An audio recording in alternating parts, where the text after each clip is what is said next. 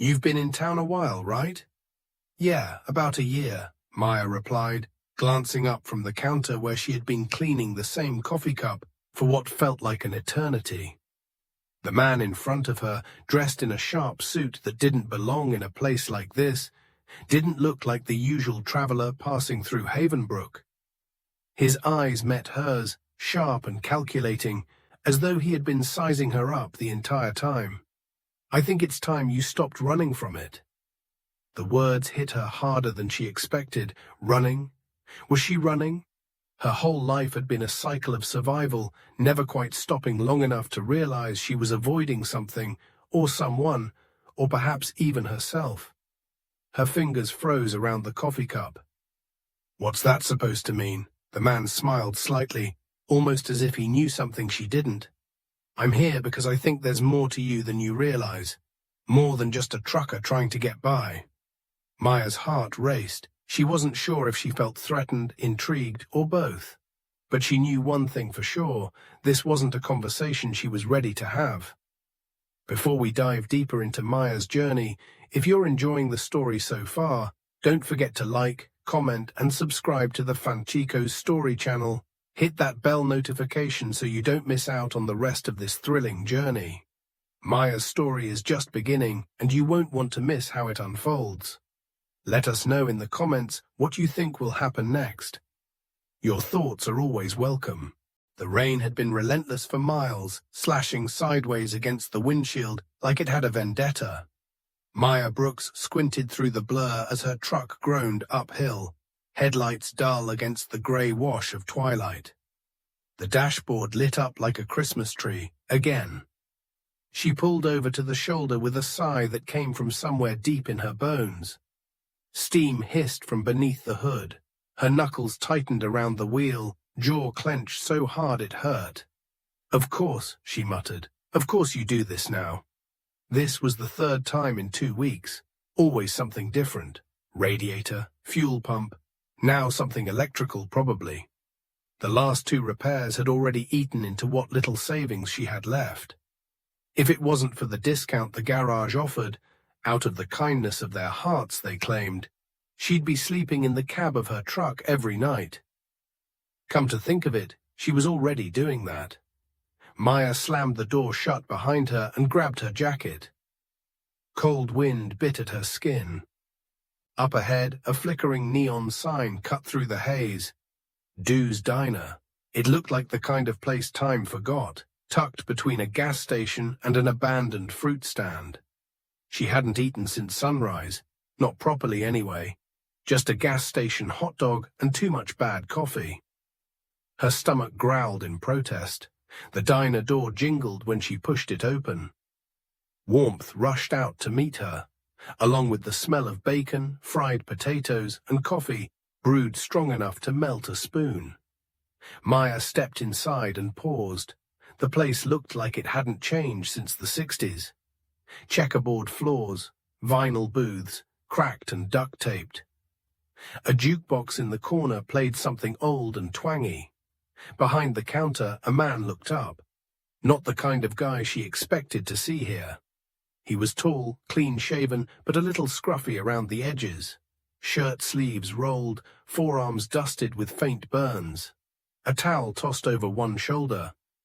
His eyes were sharp, scanning her like he was used to sizing things up quickly. Ingredients, maybe. Problems. He didn't say anything, just nodded once, like he recognized something in her. Or maybe in himself. Maya found a booth in the back, facing the window. Her shoulders sagged the moment she sat down. She was so damn tired of fighting mechanics, cops, dispatchers, customers who didn't trust a woman behind the wheel, tired of running from a past she couldn't fix. A waitress approached, young, ponytailed, efficient. Her name tag said Jenny. "Coffee?" Maya nodded, as black as the devil and just as unforgiving. Jenny chuckled, "Coming right up." As she poured, Maya caught the chef glancing her way again from behind the pass. He wasn't eavesdropping, just aware, too aware. "What's good here?" Maya asked. Jenny shrugged. "Depends what you need." Doi makes a stew that'll put meat back on your bones. That sounds perfect. Minutes passed. Maya sipped slowly. The coffee was good, like someone actually gave a damn. She let herself exhale, and that's when he came over. Chef guy, same towel still slung over his shoulder. Rough day. Maya didn't look up. Is that rhetorical, or do I look that bad? You look like someone who's on mile 600 of a 700-mile drive with a truck that hates her. She smirked, despite herself. You're not wrong. He nodded to the booth. May I? She hesitated, then gestured to the seat. Sure, knock yourself out. He slid in across from her. Up close, he looked even more out of place, like he belonged in a high-end kitchen, not this forgotten town. Name's Alex. I do most of the cooking around here. Maya, I break down a lot near here, apparently. He grinned. Welcome to the club. My car died 3 towns back. Never left. She raised an eyebrow. Seriously? Yeah, Boston. Michelin star kitchen. Crash and burn, wound up here. The eggs are better, weirdly. There was something disarming about him. Something not trying too hard. He leaned forward slightly. Mind if I ask what keeps going wrong with the truck? She blinked. Everything. But never the same thing twice. Always something small, but it adds up, and the mechanic always has an answer. Alex frowned. Same mechanic every time. Only 1 in 50 miles. He scratched his chin. Got a list? What they've fixed. Why? You a mechanic too? No, just, I see patterns for a living. There it was, the twist of interest, a thread pulling taut. Maya hesitated, then dug into her coat pocket. Crumpled invoices, notes, part names. She laid them on the table like old playing cards. Alex studied them, quiet for a long time. The rain outside had turned to mist, the diner windows fogged at the edges. In the quiet hum of jukebox static and clinking coffee cups, something unspoken passed between them. A shift, not just in Maya's night, in her story. Maya watched Alex's eyes trace every line on the invoices like they were blueprints to a world only he could see. He didn't speak for a while, just furrowed his brow and tapped the corner of the paper with his finger. Once, twice, like something was bothering him, but he hadn't decided whether it was worth saying yet. Outside, the mist rolled across the diner's windows in slow waves, softening the sharpness of the world. Inside, the light was low and golden. The jukebox had stopped, replaced by the low clatter of dishes and the murmur of 2 elderly locals arguing about politics in the booth nearest the coffee pot. Maya was about to snatch the papers back when Alex finally looked up. Mind if I borrow these overnight? Her eyes narrowed. Why? Because, he said slowly, there's something off here. I'm not saying I'm right. Yet. But these repairs? They read more like band-aids than solutions. Like someone's fixing just enough to make it run, then letting the next issue crop up. Maya leaned back, arms crossed. Yeah, welcome to the life of every trucker in America. Not like this. Something in his tone made her pause. It wasn't just the words, it was how he said them. Like someone who had seen things break in far too many ways. She sighed. Fine, you break my faith in humanity, it's on you. Alex smiled gently. I'll try to leave a little hope intact. That night, Maya stayed in the truck parked behind the diner. The rain had let up, but the cold had not. She curled into her sleeping bag, staring up through the cracked windshield at a sky smeared with clouds. She hadn't meant to trust him, hadn't meant to let anything crack through the hard shell she'd built since everything went to hell a year ago. But something about him lingered. Not his kindness, that could be faked. Not even his intelligence. It was the way he seemed a little broken, too. And broken things recognized their own. Morning brought a bitter chill and the smell of something roasting. Maya peeled herself from the sleeping bag and climbed out of the cab, every joint protesting. Her eyes stung from a night of half-sleep. Inside, the diner was already half full. Locals, truckers, a pair of ranch hands tracking mud across the tile. Jenny slid her a plate before she could even sit. Eggs, toast, potatoes, still hot, still steaming. "On the house," she said with a wink. Alex insisted. Maya blinked. "He here?" Jenny jerked a thumb toward the kitchen. Back there, muttering to himself like a mad scientist. Maya was halfway through the toast when Alex emerged holding a spiral notebook. He nodded toward the back booth, and she followed. He dropped the notebook on the table between them. "What's this?" "Annotated timeline," he said. "Your truck's treatment history, let's call it." Maya flipped through it. Each repair from the invoices was listed, followed by notes in Alex's tight, angular handwriting. Temporary sealant, guaranteed to fail after 2,000 miles. Replaced part doesn't match make model. Recurring coolant issue untreated. Her heart started beating faster. "I cross-referenced a few part numbers online," he added. "They're either outdated, misused, or suspiciously overcharged." She stared at the page. "Are you saying they've been screwing me on purpose?" Alex didn't answer right away, just leaned back and looked at her, eyes steady. "Have you noticed the same guys at the garage every time?" She nodded slowly. "Do they ask a lot of questions about your routes, where you're going next?" Another nod. "Ever feel like they're almost expecting you?" That one made her stomach turn. He let the silence stretch. Then, "You don't deserve broken things." Maya froze. Those 5 words slammed into her harder than any wreck. It wasn't just the sentence, it was the way he said it. Like he meant her, not just the truck, not just the receipts or the parts. Her. "You think I don't know that?" she whispered. "I built a career from the ground up. I trained men twice my size. I kept quiet when my boss made me double back on rest stops because he didn't believe my GPS. And when I finally reported what I saw happening, how they were swapping out good parts for trash, I lost everything.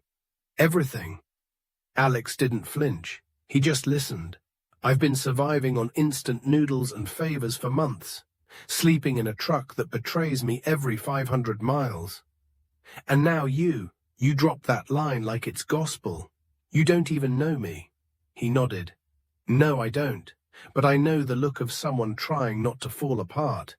And I know when someone's been made to feel like it's all they're worth." Her eyes stung. She blinked hard. "I don't want to be saved," she said finally. "Good," he said, "because that's not what I'm offering." Later that day, Maya sat at the diner bar while Alex showed her side-by-side images of real and counterfeit parts. He'd printed out pages, annotated them, highlighted differences. "I'm not saying you need to storm the garage with torches," he said, half grinning. "But if you want to prove what they're doing, we're going to need a better plan." Maya tapped her fingers against her mug. "Like what?" "Proof, patterns, someone to verify this isn't just bad luck, maybe even someone in the town who's had similar issues." She scoffed. "This town doesn't talk. They might to Jenny, or Gus, or to each other if someone gives them a reason." The gears were already turning in her mind. She didn't like this. She didn't like trusting people. But something about Alex made it feel like she wasn't stepping off a cliff. More like she was remembering how to climb. She looked down at the notebook again. Pang. The evidence, the details. The way it all suddenly made sense.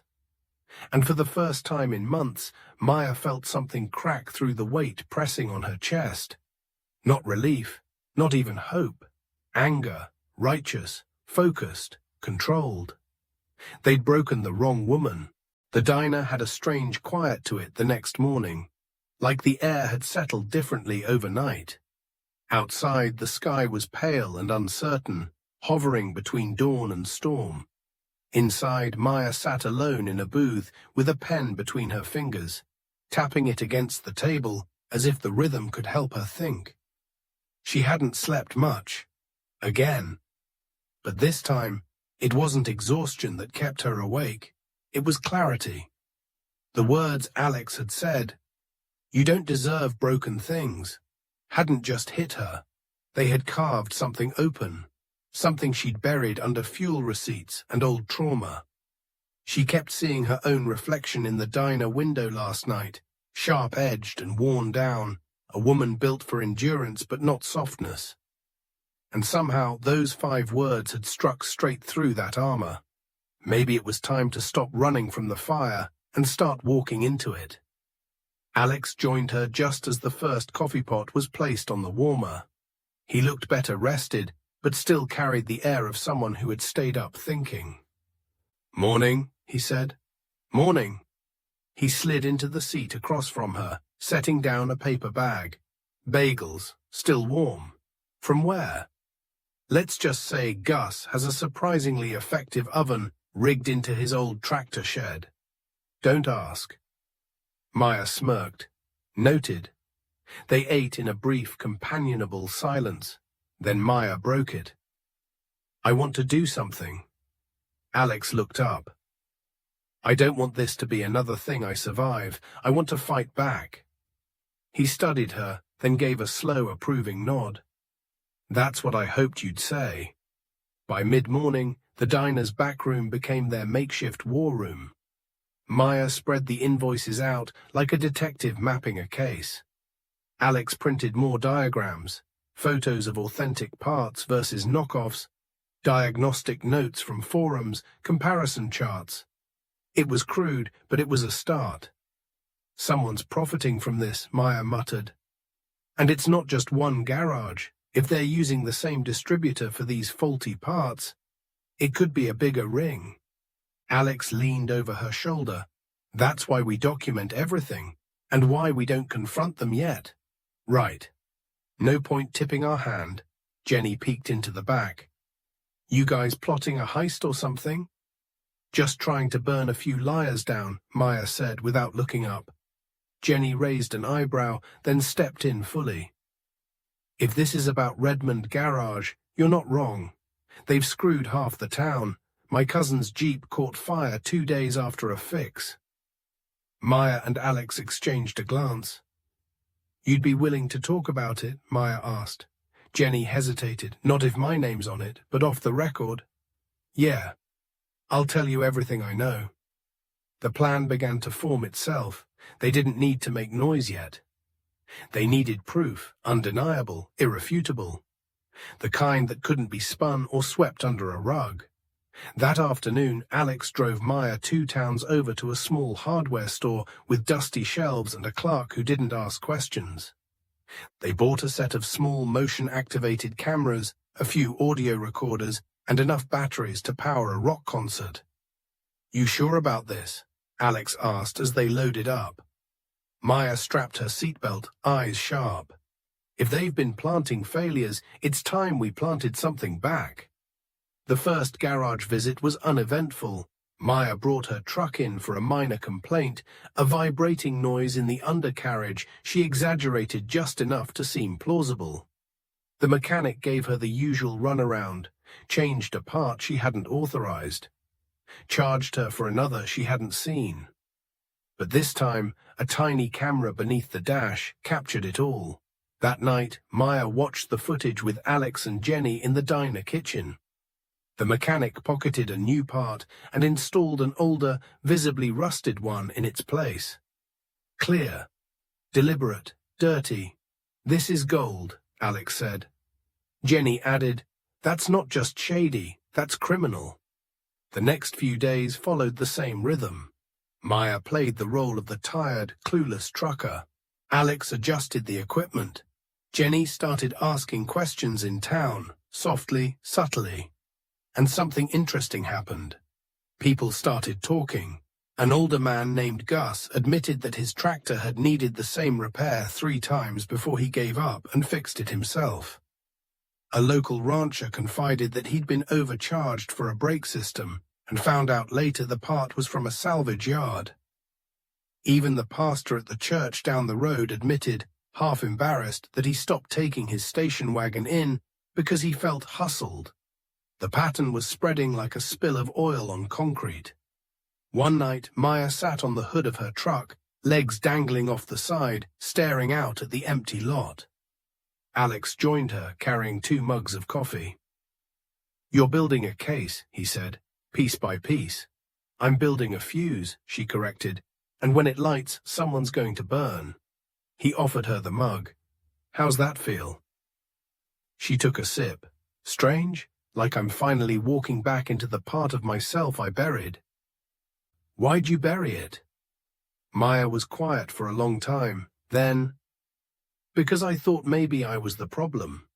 When everything fell apart, when I got blackballed for speaking up, it was easier to believe I deserved it, that I was naive, stupid, that I brought it on myself." Alex didn't speak. He just looked at her, and in that silence there was no pity, only understanding. "But those 5 words," she said softly, "they flipped something." She looked at him. "You don't deserve broken things." He met her gaze. "Neither do you." The next morning, Jenny handed Maya a folded piece of paper. A receipt, Redmond Garage's supplier, a name circled in pen. "Friend of mine works at their back office. Swiped it off the printer," she said. "Guy named Ethan Maris. Not just a supplier, he runs a warehouse 2 hours south, where a lot of these defective parts come from." Maya's pulse quickened. "That's the link." "Now you're thinking big," Alex said. She looked at them both. Alex with grease on his shirt and coffee stains on his sleeve. Jenny with her ever-present ponytail and sharp grin. And suddenly, for the first time in a long time, Maya felt like part of something more than survival. She felt like she had a team, and this time she wasn't the one being taken for a ride. The morning after Jenny handed over the supplier name, the diner kitchen smelled like cinnamon and quiet grief. Alex stood over a cast-iron pan, flipping slices of French toast, eyes glazed not from the heat, but from the fog of memory. The way his movements slowed, the way he wiped the same clean counter twice. Maya noticed it all. He wasn't just cooking, he was somewhere else. She leaned on the doorway to the kitchen, coffee in hand. "You're burning the edges." Alex blinked, then forced a half smile. "That obvious? I've worked with ranchers who can smell burnt toast from 100 yards. You're not that sneaky." He flipped the slices onto a plate, dropped the spatula, and sat on the stool at the prep table. Maya followed, setting her mug down beside him. For a long moment, neither of them spoke. Then Alex broke the silence. "My mother used to make this," he said. "Exactly this. With cinnamon she rationed like it was gold dust. Sunday mornings, old jazz playing, sun coming in sideways through a broken blind." Maya smiled softly. "Sounds like home," he nodded. "It was." Until it wasn't, he pushed the plate toward her. She didn't take it, just listened. "She was a cook," he continued. "Not fancy, not trained, just good. She ran a roadside diner like this one, actually, a little ways west of here. Place had no name, just Eats on a rusted sign. But people came from miles around. Not for the food, though it was solid, but for her." "What happened?" Maya asked, voice barely above a whisper. Alex exhaled, long and tired. "A developer came through town one year, promised new roads, a strip mall, chain restaurants, said the diner was sitting on valuable land. They made her sell, said it'd give her freedom. She didn't want to, but she owed too many people too many things. Debts, favors, years." Maya's eyes darkened. She knew that kind of corner, the kind people got pushed into with smiles and handshakes. "She sold the diner and moved in with me in Boston. I was already in culinary school, already on the big track. Thought I was saving her. Thought I was doing the right thing." He shook his head. "But she faded there, fast. City wasn't her rhythm. She stopped cooking, stopped smiling." One day she told me she felt like her hands didn't know what to do anymore. A beat passed. She died of a stroke a year later. Never got to see me open my first restaurant. Never even saw the menu. Maya placed a hand on the table between them. Not touching, just there, like an offering. She'd be proud, you know, she said. Alex looked at her, eyes rimmed with something close to breaking. I'm not sure she'd recognize me. I traded her cinnamon for caviar, her booths for glass walls and velvet seating. But you came back, Maya said, and not just here, to cooking, real cooking, the kind that feeds people, not critics. Alex chuckled dryly. The Michelin star crowd would disagree with your definition. Let them, she took the fork, finally. You can't build a future without knowing what you're really hungry for. They ate in silence, the kind that felt like recovery. Later that day, Maya asked Jenny if the town had ever heard of a nameless diner off Route 17. Jenny's eyes widened. My dad used to talk about it, said it had the best cornbread in the county, closed before I was born. Why? No reason, Maya said and smiled. That night, Maya cleaned the outside of her truck for the first time in months. Just the windshield, just the mirrors, but it felt like something. Alex came out, hands in his pockets. Thought you didn't believe in aesthetics. Turns out I just didn't have anything worth seeing through the glass for a while. He leaned against the hood. You're changing. So are you. They didn't talk about the investigation. Not then, not yet. Some moments weren't meant for plans. They just stood there, two ghosts slowly returning to their bodies. By the end of the week, the diner's back pantry looked more like a crime lab than a kitchen storage room. A corkboard stolen from the town library stood propped against a freezer, dotted with Polaroids, printed invoices, and sticky notes covered in Jenny's furious handwriting. Red string, because Jenny insisted, connected names, places, dates. In the middle, circled twice in bold marker, Ethan Maris. Alex stood back, arms folded, quietly impressed. You've built an entire operation, he said. All we're missing is theme music and a fast getaway car. Maya handed him a mug of reheated coffee. No one's getting away this time.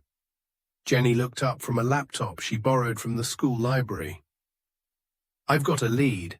There's a supplier invoice dated last month that matches a part Maya was billed for, but the batch number doesn't check out. It's either a duplicate or fake. Maya leaned over her shoulder. That's our in. The plan was simple, if not entirely legal. Catch the garage red-handed, expose the source, and bring in outside eyes before local law enforcement could look the other way. The sheriff was known to play poker with half the town's business owners. Neutral wasn't in his vocabulary, but to pull it off, they needed a clean shot. Undeniable, unedited. Which means, Maya said, tapping the corkboard, we bait them one last time, but this time we control the outcome. 2 days later, Maya rolled her truck into Redmond Garage again. Same routine, same oil-stained smile from the mechanic, Dale, same condescending tone. What seems to be the problem this time, sweetheart? Maya forced a sheepish shrug. Truck's been pulling left, figured it might be alignment. Dale wiped his hands on a rag that hadn't been clean in a decade. We'll take a look. Could be anything, really. That's what she was counting on. While Dale and his crew got to work, Maya waited in the customer lounge. An old vinyl couch, a broken vending machine, a stack of dog-eared hunting magazines. What they didn't know was that Alex had tucked a micro camera behind the glove compartment, and Jenny had wired the dashboard audio to a Bluetooth recorder in Maya's jacket. Every word, every move, captured. An hour in, she stepped out under the pretense of making a call. Behind the building, parked behind a hedge of untrimmed shrubs, sat Alex's Subaru with Jenny inside. The laptop glowed blue. They're swapping something, Jenny whispered. Hold on. Zooming in. Got it? The mechanic was pocketing a shiny new part while his partner bolted a grimy, rusted replacement into place. Alex muttered, "Gotcha." Jenny hit record. "I love being right." Maya smiled grimly. "Let's hope it's enough." Back at the diner, they reviewed the footage frame by frame. Maya stood stiff, arms crossed, barely breathing as she watched her truck become a prop in a con. "This has to be enough," she said, "right?" Alex didn't answer immediately. Instead, he rewound to a clip where Dale was talking to someone off-screen. "Listen to this," he said, turning up the volume. "Tell Maris the batch got moved. I don't care. We use what we've got till he ships the next load." Jenny's eyes widened. They mentioned him, out loud. Maya sat down slowly. "That's our link." Alex looked at her. "You ready to burn this thing down?" "No," she said. "I'm ready to cut out the rot." They couldn't go straight to the sheriff, but they knew someone who might help. Walter Green had been a mechanic longer than most people in town had been alive. He rarely left his property, but everyone said he remembered engine specs like they were gospel. More importantly, he hated Redmond Garage with the fire of 1,000 suns.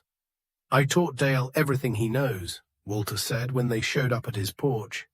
"Didn't teach him how to lie, though. He figured that out on his own."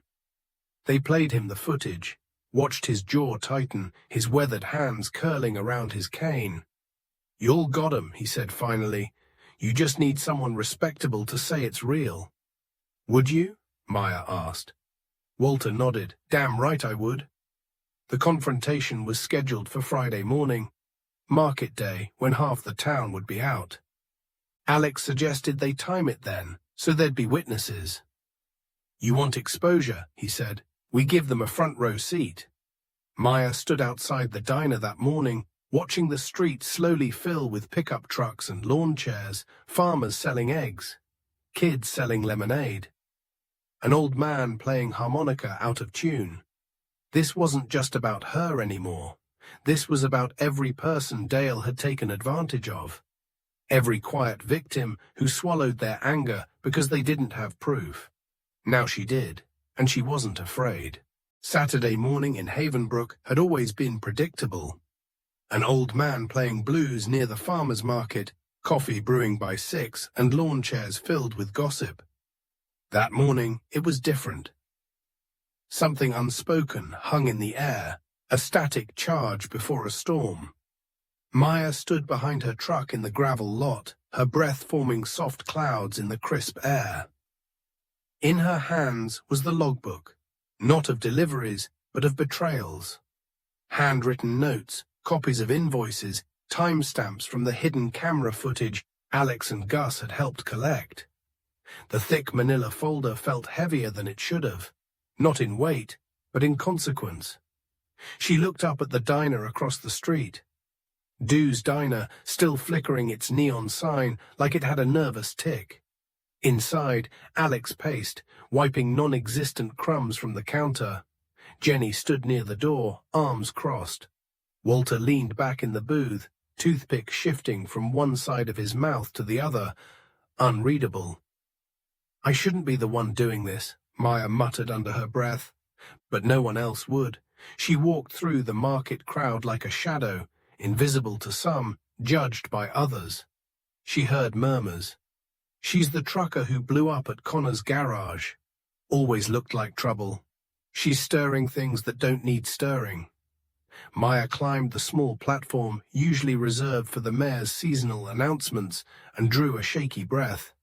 "I won't take much of your time," she began, voice unsteady but rising. "But there's something you all deserve to know." Heads turned, conversations paused, someone turned off a radio. "My truck has broken down 6 times in the past 2 months. Every time, it was the same place fixing it. Every time, they said it was something new. Always small, always just enough to run for a week or two.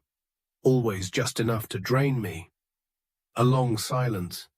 Until someone helped me look closer. She held up the folder and opened it. This is proof. Invoices, footage. They weren't just fixing what broke. They were breaking what worked. Swapping parts, sabotaging rigs. And it's not just me. 2 ranchers in this town used that same shop. Gus here," she nodded to the old man approaching, "helped us compare every repair job. The same patterns." Gasps. A few people stepped back, others leaned in. They used us, and many of you knew, or at least suspected, and said nothing. That last line cut deeper than any accusation. The truth wasn't just about mechanics and money. It was about silence, complicity. A woman near the front, one of the grocers, stepped forward. "How do we know this ain't personal? You've been here, what, a month? Stirring up all this?" Maya didn't flinch. "I've been in 100 towns like this, and this is the first one where a chef, a waitress, and a retired mechanic stood up for me before anyone else did. So no, it's not personal, it's survival." Behind her, Alex climbed up next to her, holding a small portable TV. He turned it toward the crowd and hit play. Grainy footage. The garage. Connor, the lead mechanic, taking a perfectly good alternator out of a rig and tossing it into a bin marked resale. The crowd went still, then chaos. Shouts. Arguments. A man stormed off the lot. One rancher cursed aloud. The sheriff, standing nearby all along, finally stepped forward. Sheriff Blake Harris wasn't a man easily rattled. Tall, calm, and built like a man who still split wood on weekends. He walked up to Maya. "You got copies of all this?" he asked evenly. She nodded. He held out his hand. "Let's walk." They moved away from the crowd. When they reached the diner's side entrance, he stopped. "You know, my father told me once that a town doesn't rot all at once. It starts with one loose nail, then another, then the door won't shut, then rain gets in, mold grows." He looked at her. "Thank you for pointing out the mold." Maya blinked. "You knew?" He sighed. "I suspected, but you didn't have proof. You had guts. That matters." She almost laughed, almost. "I didn't think you'd believe me." "Neither did I," he said plainly. "But that doesn't mean I wasn't hoping you'd make me." They went inside the diner together, the door jingling behind them. The others were waiting. Gus gave her a silent nod of respect. Jenny poured her a mug of coffee without a word, an act far louder than applause. Alex approached, wiping his hands on a towel. "You okay?" "I don't know yet." He sat across from her. "You didn't just call out a con, you called out an entire town's silence. That's not what I wanted. It's exactly what they needed." She leaned back, eyes tired, shoulders still braced like she was expecting the next hit. But none came. Instead, Walter dropped a worn keyring on the table. "Spare apartment above the diners still got hot water and locks that work. Consider it yours for now." Jenny added, "And the oven works, so if you ever want to help prep pie crusts." Maya smiled, the smallest one, but it reached her eyes. Then Alex leaned forward, voice low. "You know what I've been thinking about?" She raised an eyebrow. He glanced toward her truck through the window. "You kept breaking down because someone wanted you to think you couldn't make it, couldn't go far, couldn't keep moving." Maya stared. "But you kept trying anyway. That matters." He paused, then said it, gently but without hesitation. "You don't deserve broken things." Her throat caught, not just because of the words, but because they were said by someone who had seen her cracks and didn't flinch. Someone who wasn't trying to fix her, just to remind her she didn't need to live shattered. She swallowed hard. "Then maybe I'll stop acting like I do." Outside, the sky was clearing. Inside, the coffee was warm. And for the first time in months, Maya didn't feel like she had to leave the moment her engine started again. The next morning, Maya woke up not to the sound of birds or an alarm clock, but the sharp crack of glass. It took her a second to realize it wasn't a dream. She stumbled to the window of the spare room above Du's diner. Down below, one of the diner's front windows was shattered, jagged edges catching morning light like broken promises. Someone had tossed a brick through it. A note was taped to the side of the brick, barely legible in the morning wind. "Don't bite the hand that tows your truck." Her breath caught in her throat. She was being warned. No, threatened. Downstairs, Alex stood barefoot in the doorway, shoulders tense. Jenny hovered near the counter, phone in hand.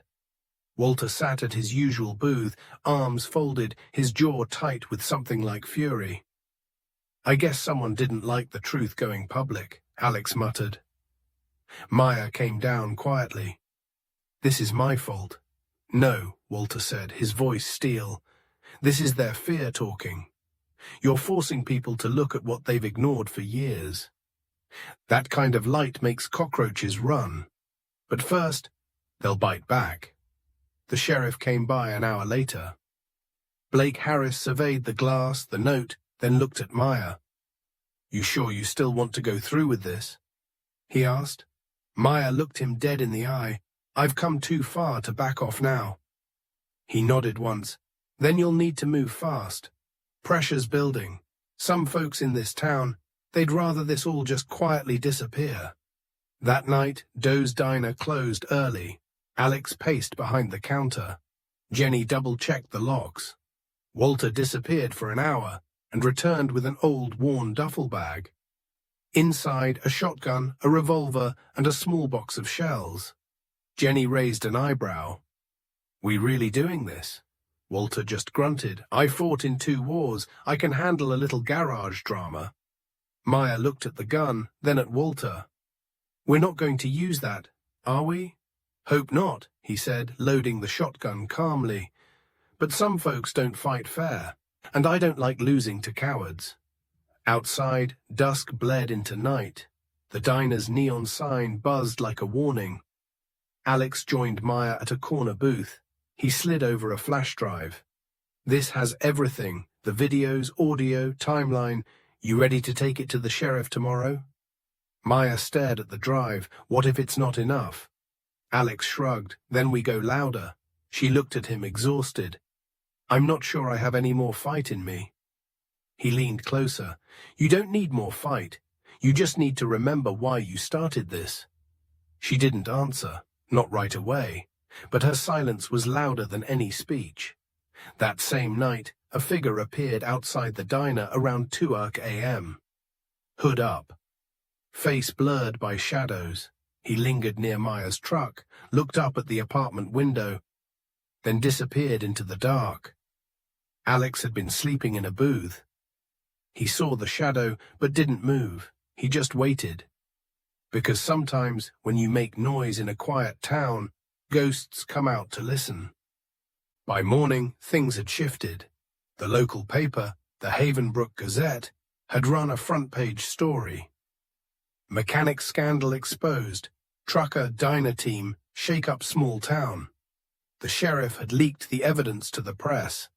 It was his quiet way of backing Maya, without giving the crooks a chance to bury the truth again.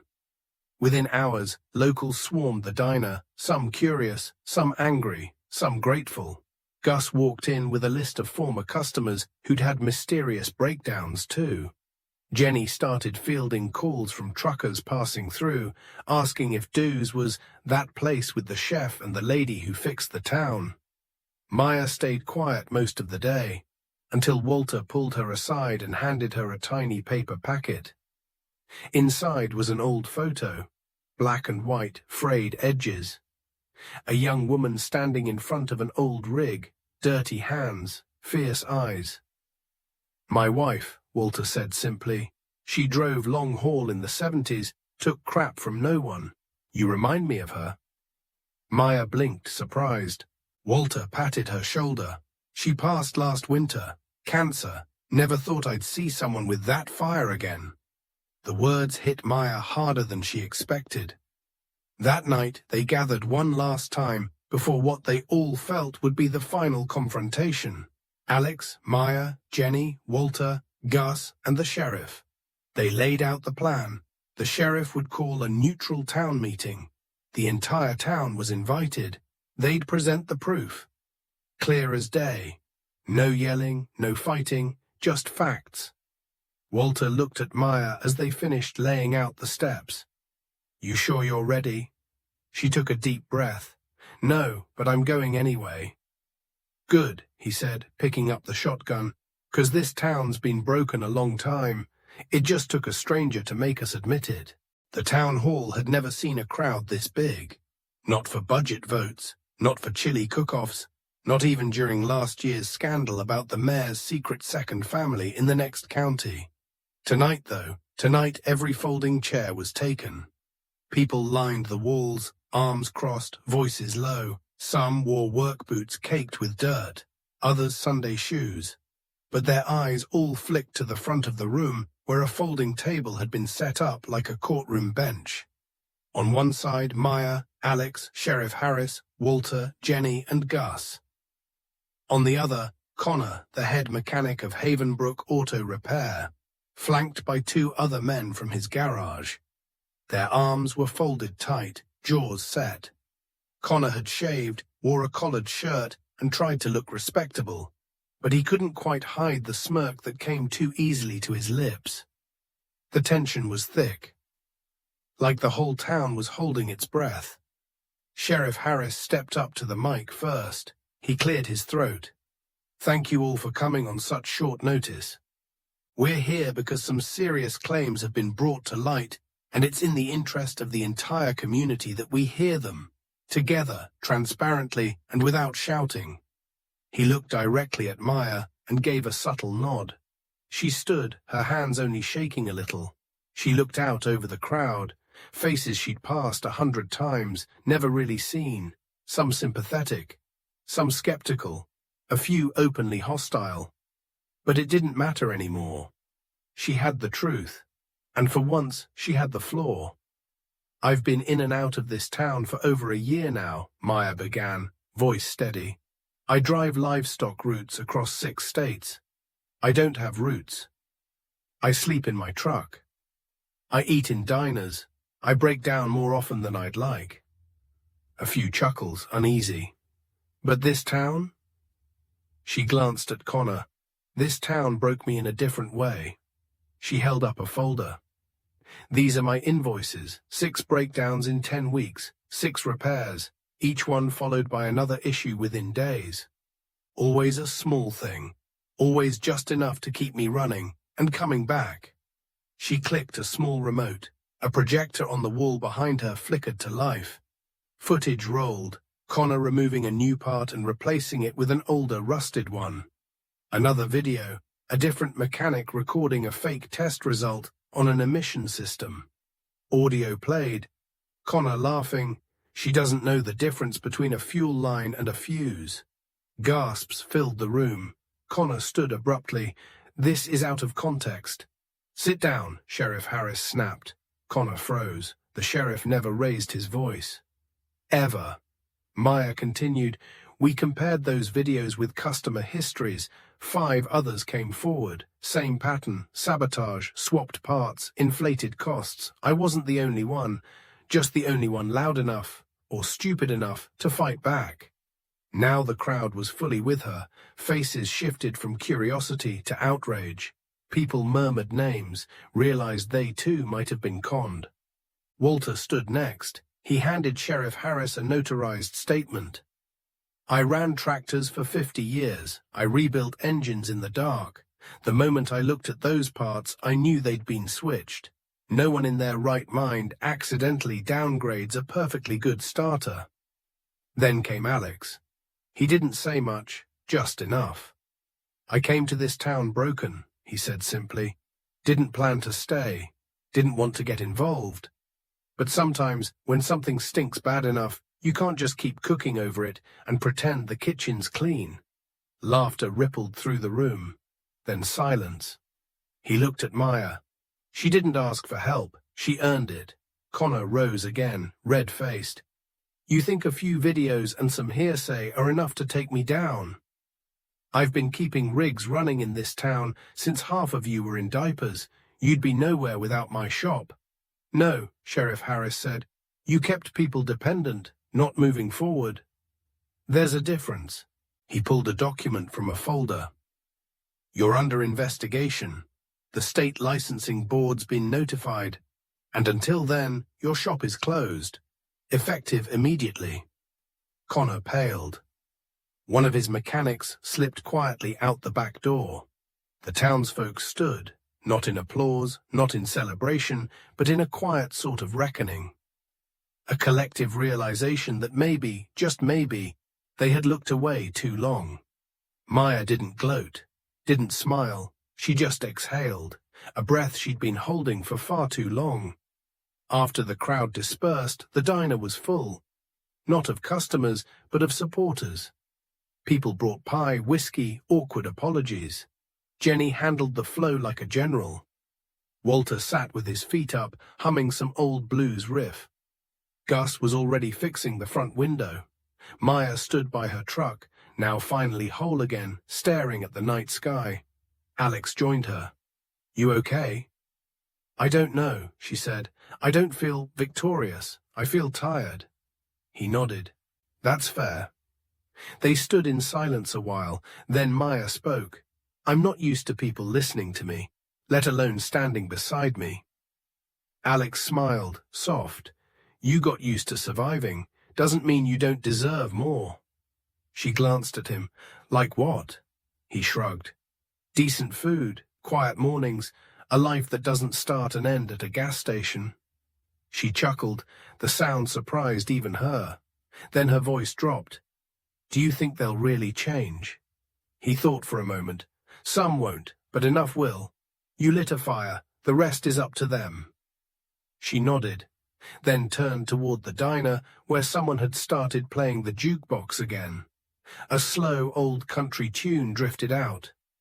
"Come on," she said. "You still owe me that damn omelette you promised." The morning after the town hall meeting, the air in Havenbrook was different. The tension, the uncertainty, the feeling of a place on the brink of a breaking point. It had all shifted, just slightly. The town wasn't fixed, not yet, but it was waking up to the possibility of change. For the first time, it wasn't just Maya's truck that needed repair. It was the whole damn town. Maya sat at the counter of Doe's diner, sipping coffee that was too strong, staring out the window as the sun lazily rose over the horizon.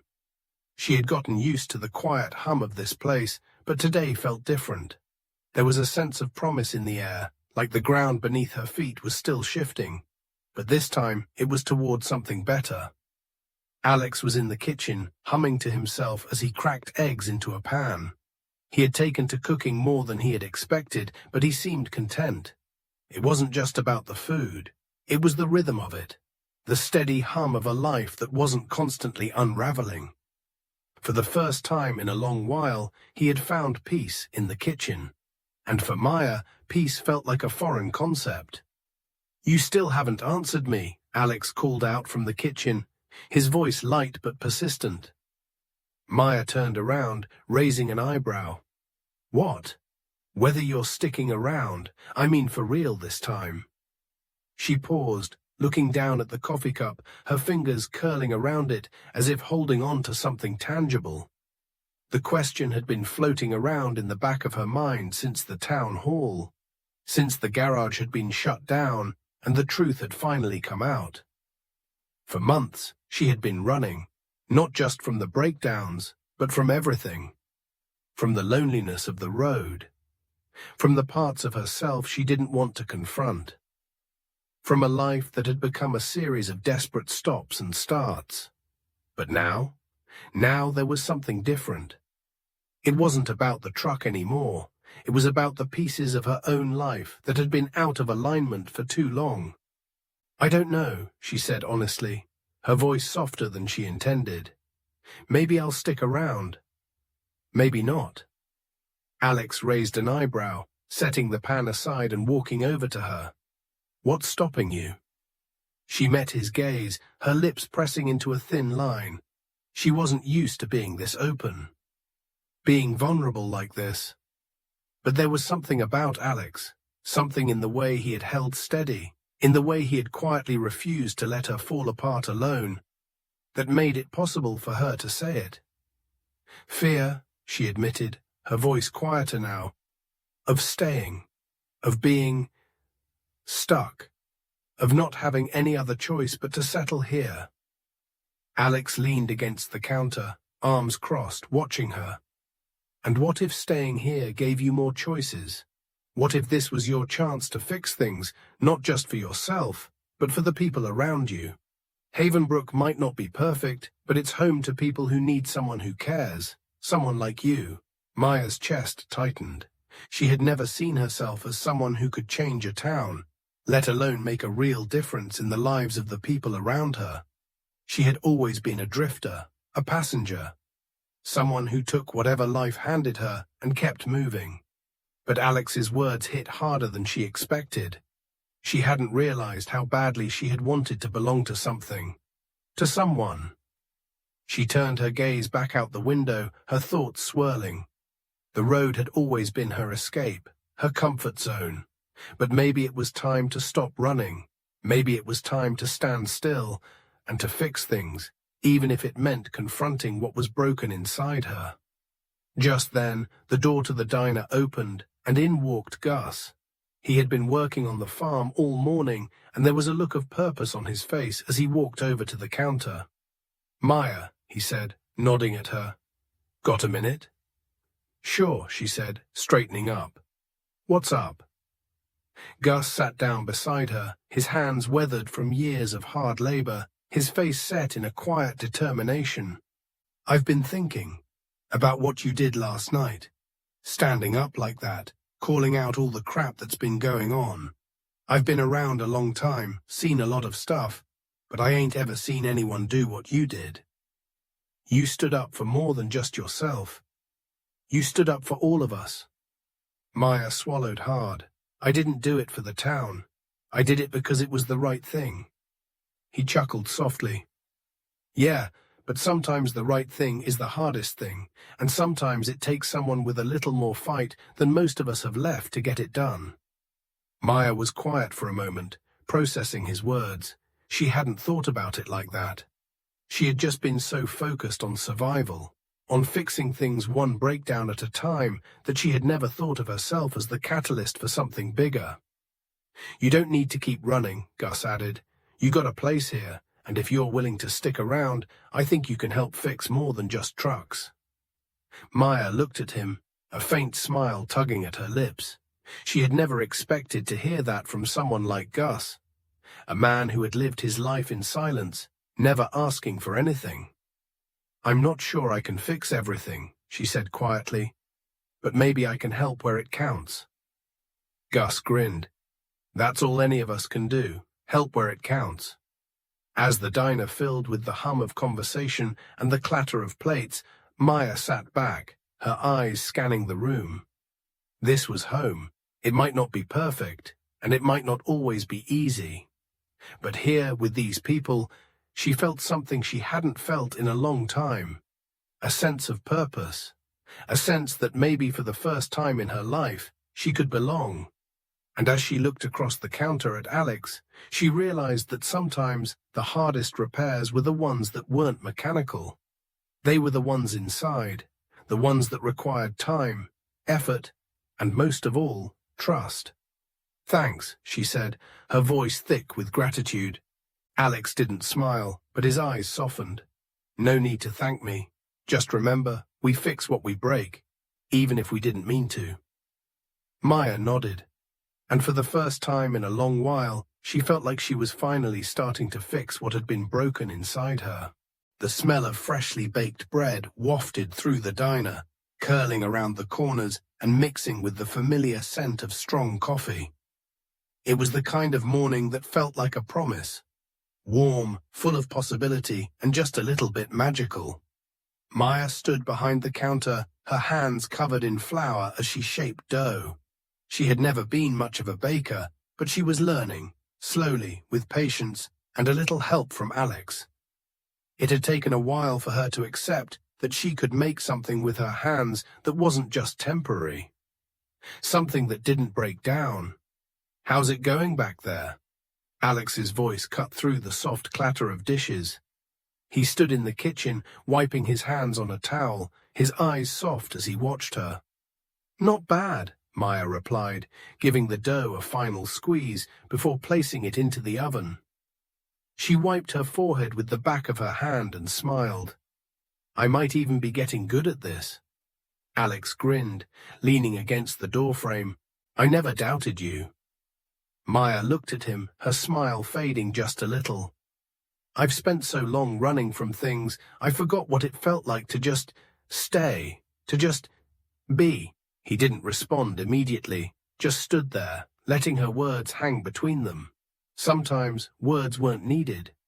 She glanced around the diner. It was quieter than usual, with only a few regulars scattered around the booths, nursing their morning coffee. But it felt different now, full of life, full of people who cared about the small things. The way the coffee was brewed, the laughter over shared meals, the comfort of being in a place that wasn't trying to tear itself apart. I think I'm finally getting it, she said, almost to herself. The whole idea of not running, not from people, not from my own mistakes. I think I'm learning how to stick around. Alex nodded slowly. I think we're all learning that. The town was still adjusting to everything that had changed. The mechanic's shop was closed for good, the investigation ongoing. People were still talking, still processing the shock of it all. But there was a sense of hope that hadn't been there before.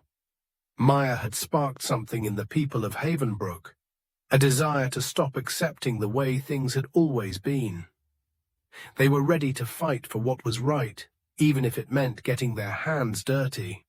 That afternoon, Walter came by the diner with a small sack of flour from the local mill. He set it down on the counter, grinning like a proud father. Thought you might be running low, he said, his eyes twinkling. You've been baking like it's the end of the world. Maya chuckled. Well, with the way things are going around here, it might as well be. Walter grunted in response, sitting down at the counter. Hell, I never thought I'd see the day when a trucker and a fancy chef would be the ones who fixed this place. But I'll be damned if I'm not grateful for it. Maya smiled softly, her fingers brushing the sack of flour. I didn't do it alone. You and Alex, and all the folks who stood with me, you all made it happen. Walter nodded, taking a sip of his coffee. Maybe, but you're the one who started it, and you're the one who's still here. Maya didn't have an answer for that. She didn't need one. She had learned to stop questioning herself so much. It wasn't about being perfect or having all the answers. It was about showing up, doing the work, and trusting that things would fall into place. The rest of the afternoon passed in a blur of familiar faces, the kind of faces that had become a part of her life, whether she liked it or not. People came in for pie and coffee, stayed for the conversation, the warmth, and the comfort that only a small town could offer. By the time the sun began to set, Maya was sitting at the counter, a half-eaten slice of pie in front of her. Alex had gone out for a quick walk, but the diner was quieter now, save for a few late-night stragglers. Maya's thoughts wandered back to the road, to the long hours spent behind the wheel, to the empty spaces between destinations. She thought about how much she had changed, how much she had allowed herself to change. The truck, her constant companion, had been her escape, but now, the diner, Havenbrook, Alex, they had become her anchor. The door chimed as it opened, and Maya looked up, half expecting to see a familiar face. Instead, it was a man she didn't recognize, someone she had never seen before. He wore a suit that looked too stiff for the small-town atmosphere, and his eyes scanned the diner like he was searching for something. "Can I help you?" Maya asked, standing up from the counter. The man's eyes landed on her, and he gave a tight, professional smile. "I'm with the state. I heard there's been some talk about repairs, about some businesses in town not exactly being on the up and up." Maya's stomach tightened. She had heard that the state might be investigating some of the other garages, but she wasn't expecting someone to show up in person. Not this soon. "I'm Maya," she said, trying to sound casual, even though her heart was pounding. "I don't know if I can help with whatever you're looking for, But if you're here to talk about the garage, well, I've already given all the evidence to the sheriff. The man nodded. I'm not here about that. Actually, I was hoping to talk to you about something else. You've been in town a while, right? Yeah, about a year, Maya replied, her eyes narrowing slightly. Why? The man didn't answer right away. Instead, he pulled out a business card and placed it on the counter. I'm here because I think there's more to you than you realize. And I think it's time you stopped running from it. Maya stared at the card. It was simple, clean, and then in smaller print it read, Maya Brooks, Consultant, Livestock and Supply Chain. Her heart skipped a beat. She had always thought of herself as just a trucker, as someone who didn't belong anywhere. But maybe, just maybe, she could be something more. Maybe she could build something here, in this town. As she stared at the card, Maya felt a shift inside her. She had always believed that fixing things was something she had to do alone, that it was easier to keep moving, to keep escaping. But now, standing there, she realized that maybe what she had been running from wasn't just the past. It was the future, a future where she didn't have to keep running, a future where she didn't have to hide from what she could become. The bread smelled like home, and for the first time she thought maybe that's exactly what it was. The road ahead might be uncertain, but Maya's journey is just beginning. She's facing her fears, discovering what she's truly capable of, and starting to build a life she never thought she could have. What do you think will happen next? Will she stay in Havenbrook, or will the road call her again? Let us know in the comments below. We'd love to hear your thoughts.